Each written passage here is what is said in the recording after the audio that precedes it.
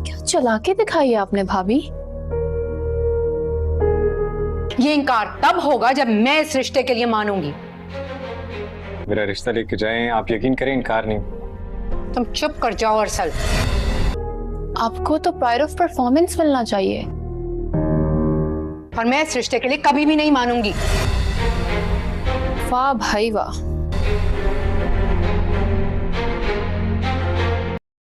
नाजरीन, आप देखेंगे कि अरसल जब खाने के टेबल पर बैठा हुआ होता है तो अपनी माँ को कहता है कि आप मेरा रिश्ता लेकर सुंदस के घर जाएं और वहाँ से मेरा रिश्ते के लिए हाँ करवा के आएँ। तो इस पर उसकी माँ कहती है कि पहली तो बात है कि वो इनकार करे या हाँ करे, मुझे ही ये रिश्ता पसंद नहीं है, मैं कभी भी सुंदस को अपने घर की बहू नहीं बनने दूँगी।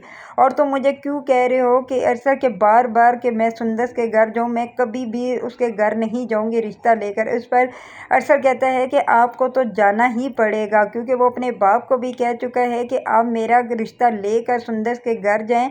और उसका बाप भी यही कहता है कि मुझे पता है कि सुंदस के घर वाले तुम्हें कभी भी रिश्ता नहीं देंगे, क्योंकि हम कितनी बार पहले सुंदस के घर वालों ने इनकार कर दिया है, तो वो इसलिए अब हम अगर वहाँ पर जाएंगे भी तो इनकार हो जाएगा। इस पर अरसल कहता है कि इस बार ऐसा नहीं होगा, बस सिर्फ आप वहाँ पर जाएं और मेरे रिश्ते की बात करें तो वो खुद ही रिश्ते के लिए मान जाएंगे। इस पर उसका बाप कहता है कि ऐसे कैसे हो सकता है कि वो तुम्हारे और सुंदस के रिश्ते के लिए मान जाए, पहले वो इनकार करते रहे। तो वो कहता है कि इस बार ऐसा नहीं होगा, मैं बाबा आपको कह रहा हूँ। तो उधर उसकी माँ कहती है कि बकवास बंद करो अरसल, मैं एक दफ़ा कह रही हूँ कि मैं नहीं जाऊँगी और ना ही मैं उसको अपनी बहू बनाऊंगी, फिर तुम इस बात पर क्यों हमें मजबूर कर रहे हो। इसलिए मैं तुम्हें कह रही हूँ कि इस चीज़ को भूल ही जाओ कि सुंदर तो कभी तुम्हारी बीवी बनेगी। वो कहता है कि मैं शादी करूँगा तो सुंदर से ही करूँगा, वरना तो मैं किसी से शादी नहीं करूँगा। मैंने जो कह दिया आप लोगों को तो करना पड़ेगा।